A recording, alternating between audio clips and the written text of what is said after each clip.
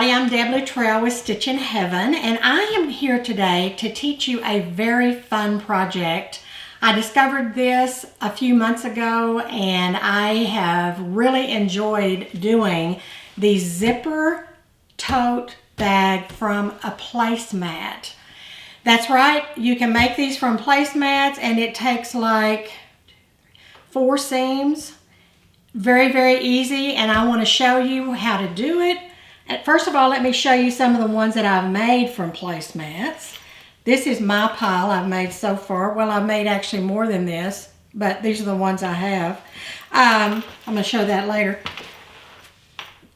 The size of your bag depends on how you cut it down and the size of your placemat. Of course, it won't be any bigger than what your placemat is. But placemats come from everywhere. You can get them from Walmart. You can get them online. Most of the time, they are sold in sets of 4. Sometimes you can find singles. So this is one that I made. This is one that I made. You can do them where they're zipped at the top like that one. You can do them where they're zipped on the side like this one, which is really cool. This is one that I really love that I left. I was experimenting on this one and I left the scallops on the side, and I really don't like the way this one turned out. You can experiment yourself and decide what you like, but this is a very cool placemat though, because it's got a very neat, the neat thing about placemats is they've got very neat inside, because it's the reverse of the placemat that's on the inside of it. This one I really love. You know how I love to cruise and I love the water. This is a little, we call this a cosmetic bag. I put some seams on the bottom of this one so it kind of stand up. So we have that one. This is a very cool placemat that I found, and I think I found this at Walmart. Very, very neat. This is a top zipper one, and I didn't want to open all the way. There we go. I don't know about you, but I always was afraid of zippers. Oh, here, let me show you this one here. I made this one for my iPad. So all we have to do is just slip the iPad in there, and it's got room for some other things. If you want to put a pen or credit cards or whatever in there, maybe even your phone would probably fit down in there with it. So that's a nice little thing. I just cut the placemat down to fit my iPad. It's very, very easy. I don't know about you, but I was always afraid of zippers. Oh my gosh, I can't do a zipper, I can't do a zipper.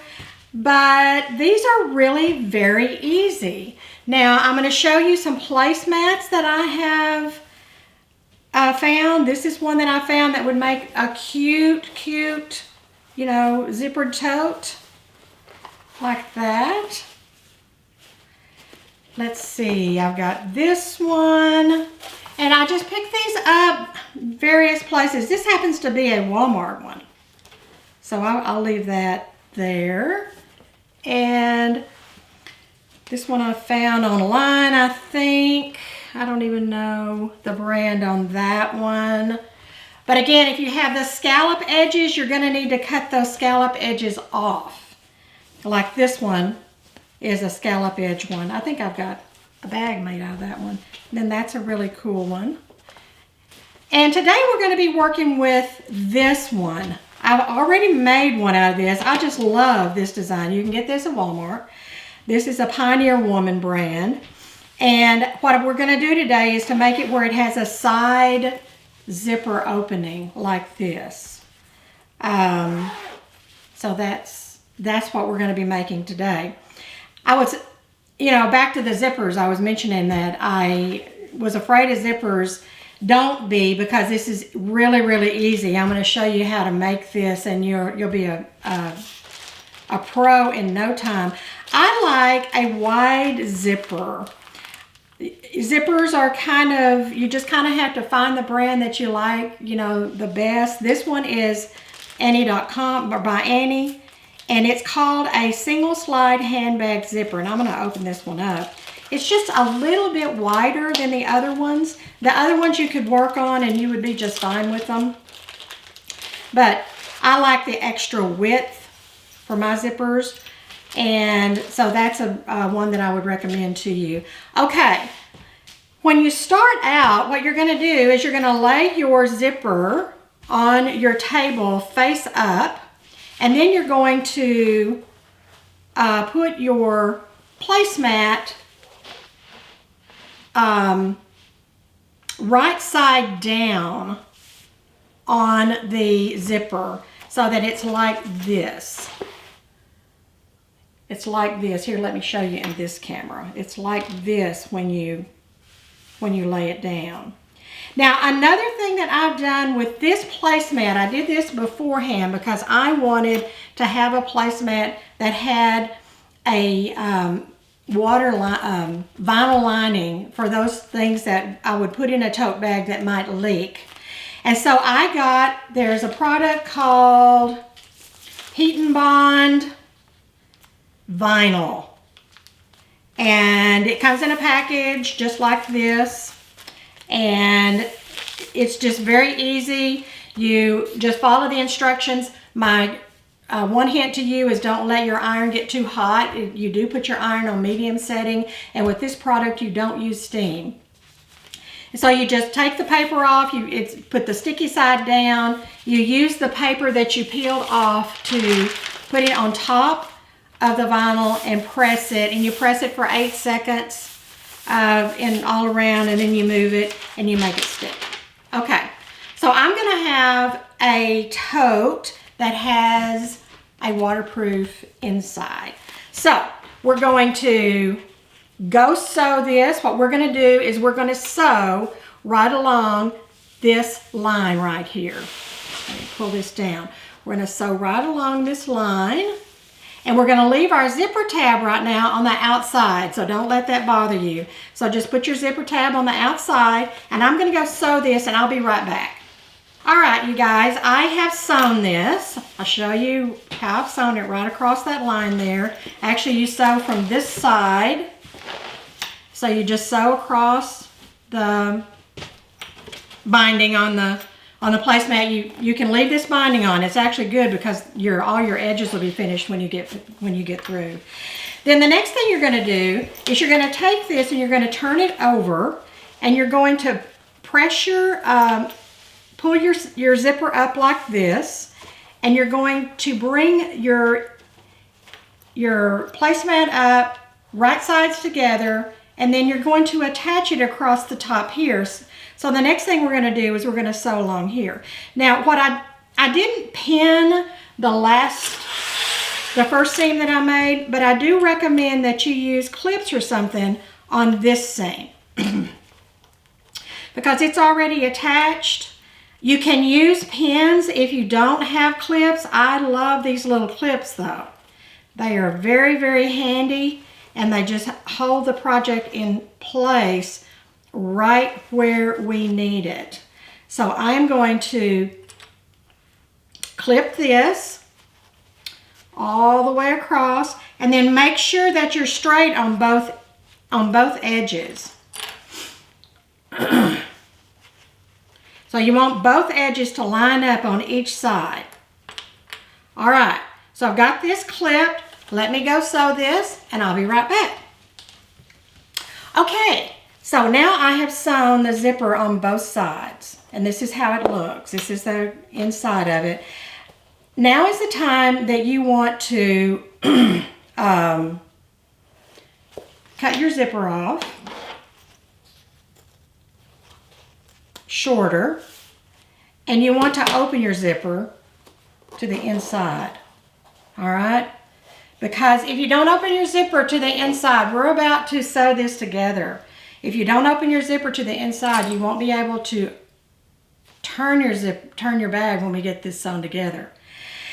I'm going to sew this together then. Now I'm just going to sew up the sides of this pouch. What I want to do is I want to offset my pouch like this one is, that has the zipper down from the top. It looks like this.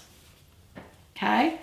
So what I'm going to do that is just fold this down before I start to sew it. All right. Now I've cut off my zipper here. As I sew this down, I'm going to just sew across that zipper opening, and that will secure that. When I get there, I am going to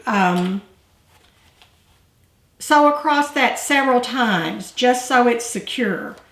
And so you want to make sure your zipper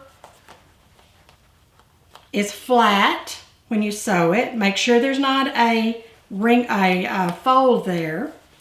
And use your clips again down this side. And then we're going to do the same over here. Again, open your zipper. Just make sure it's flat.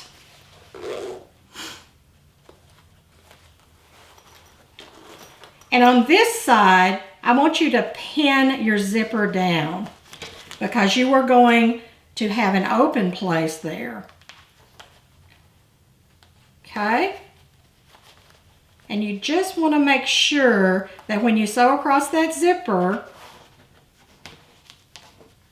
it's flat.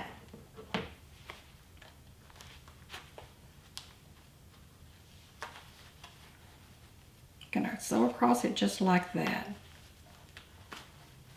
Okay, but you want to make sure that when you sew across that, you've stay stitched that. So sew that closed just like that, just like you're going to over here, but pin it just to make sure that you've got your zipper close enough that it'll still close when you when you turn it. All right, I'm gonna go sew this and I'll be right back. I've sewn this up this side. Again, when you get to your zipper here, you want to back stitch this a few times to make sure it stays. Just go slow when you're sewing over a zipper. It should, as long as your zipper is not metal. You know, stay away from the metal zippers. I forgot to mention that to you. It should be fine. And then when you get down to your last end of your seam, back stitch that. Same thing for this, for the starting. Back stitch the start, and then go and sew along. This is the one that had the zipper pull on it, and I'm just gonna cut that down like that. Now it's time for us to turn this, and I have got my zipper open, so I'll go ahead and open that. And then what you want to do is to clip off these corners, just so you'll have not quite so much bulk there.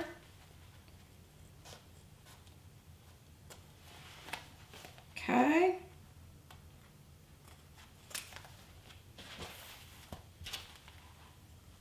These are great for little, this one is going to be great for anything that you're going to travel with that could possibly leak.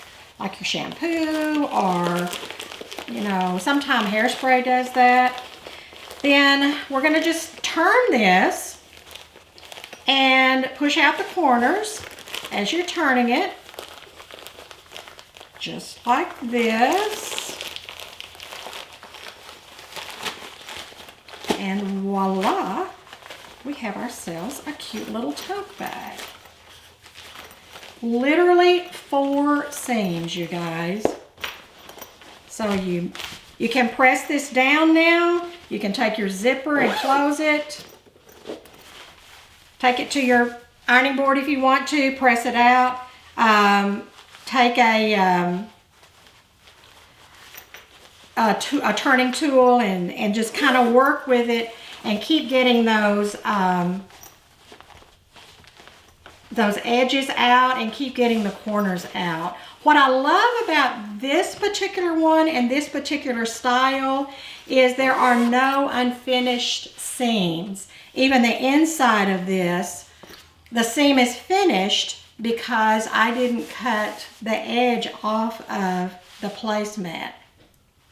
When you have a scalloped placemat like this one,